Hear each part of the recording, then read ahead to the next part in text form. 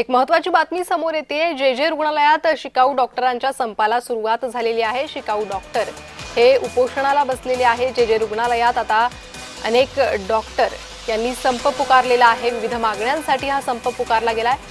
Under graduate मेडिकलचे हे सर्व doctor विविध प्रलंबित मागण्यांसाठी त्यांचं हे बेमुदत उपोषण आता सुरू झालेलं आहे। त्यामुळे आरोग्य व्यवस्था कोलमडण्याची शक्यता आहे। तर रुग्णालयातील काही डॉक्टर संपावर गेलेले नाही, मात्र शिकाऊ डॉक्टरांचा संप हा सुरू झालेला आहे। तर जवळपास 200 डॉक्टर या संपात सहभागी होणार असल्याची माहिती आहे। अंडर ग्रॅज्युएट मेडिकलचे विद्यार्थी हे उपोषणाला बसलेले आहे। विविध प्रलंबित मागण्यांसाठी त्यांचं हे बेमुदत उपोषण सध्या सुरू झालेलं आहे। त्यामुळे जे रुग्णालयातील ही आरोग्य व्यवस्था कोलमडण्याची शक्यता आहे। रुग्णांना याचा त्रास सहन करावा लागू शकतो। जे रुग्णालयातील शिकाऊ डॉक्टर त्यांचा संप सुरू झालेला आहे। संपाची हाक या डॉक्टरांनी दिली होती। आपल्या विविध मागण्या मांडत त्यांनी संपाची हाक दिलेली होती। विविध प्रलंबित मागण्यांसाठी आता या विद्यार्थ्यांचं बेमुदत उपोषण हे सुरू झालेलं आहे। आता या आंदोलनानंतर, या संपानंतर त्यांच्या मागण्या मान्य होतात का, प्रशासनाकडून कशी कारवाई यावर करण्यात येते ते पाहणं महत्त्वाचं आहे। मात्र याचा परिणाम आरोग्य व्यवस्थेवर मात्र होणार हे नक्की।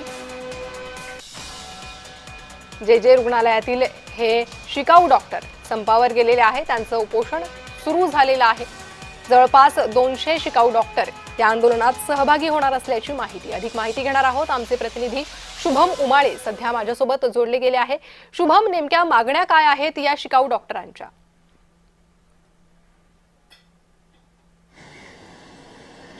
प्रणिता, खरं तर मी जे रुग्णालयाच्या एक खुले सभागृह आहे त्या ठिकाणी सध्या आहे आणि इकडचं चित्र मी तुला दाखवू इच्छितो की कशा पद्धतीने या ठिकाणी अंडर ग्रॅज्युएट मेडिकल स्टुडंट्स म्हणजे अर्थातच शिकाऊ डॉक्टर्स असं आपण ज्यांना मराठीत बोलू शकतो ते सगळे या ठिकाणी आंदोलनासाठी बसलेले आहेत। तर त्यांचा जाहीर निषेध जो आहे तो या ठिकाणी त्यांच्याकडनं नोंदवला जातो आहे आणि ज्यावेळेस त्यांच्यासोबत कारण काय हे आपण माहिती करण्याचा प्रयत्न केला त्यावेळेस असं समजलं की जिमखान्याबाबत एक नवीन समिती तयार करून नवीन अधिकार क्षेत्र निर्माण करण्याची गरज जी आहे ती नाही आहे। जिमखानाचा पूर्ण ताबा हा विद्यार्थ्यांकडेच असला पाहिजे असं देखील यांचं म्हणणं येत आहे।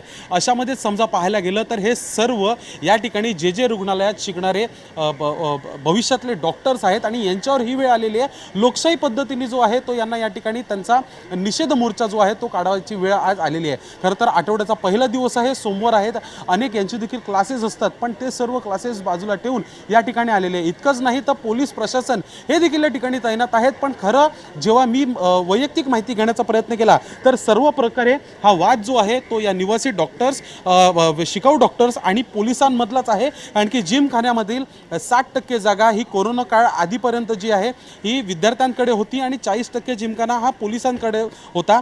अशामध्येच विद्यार्थ्यांचे एक प्रतिनिधी आहेत ते त्यांच्यासोबत आपण माहिती घेऊयात।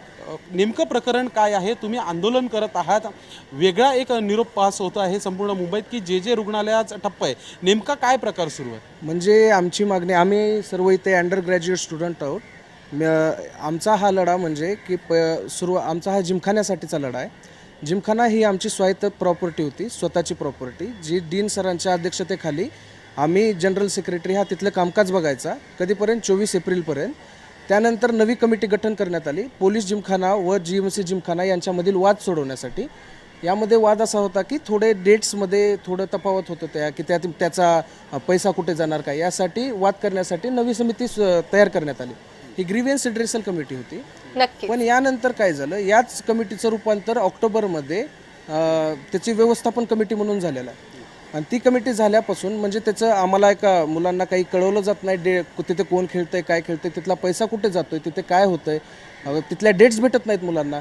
आम्ही ज्या कशासाठी कारणासाठी गेलो होतो आम्ही उच्च माध्यमांकडे, तर कारण आहे का पोलिसांसोबत वाद होते, तर ते पोलिसांचे जे काही सामने आहेत पोलीस जिमखान्यामार्फत चालणारे ते चालूच आहेत, फक्त आमचे थांबले गेले, आमचे थांबले। अर्थातच जिमखान्यावर पोलिसांनी आणि जे सर्व पोलीस कर्मचारी आहेत, मुंबई पोलीस आहेत, त्यांनी ताबा घेतलेला आहे आणि अन्याय तुमच्यावर होतोय असं प्रकरण आहे का? नाही, सुरुवातीला डेट्स विषयी तफावत होती आमची, तो मेन मुद्दा होता।